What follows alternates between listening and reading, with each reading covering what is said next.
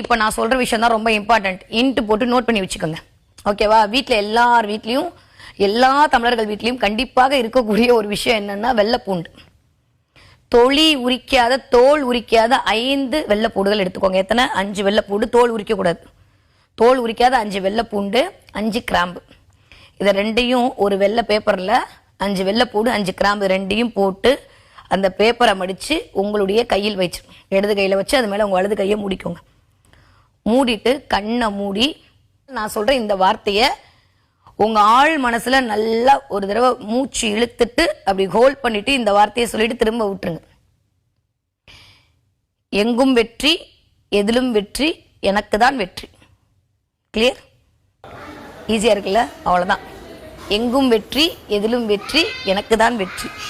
இந்த 3 வார்த்தை போய் பாருங்கள் எப்படி மேஜிக் பண்ணுதுன்னு. கண்டிப்பாக நீங்களே சொல்வீங்க அடுத்த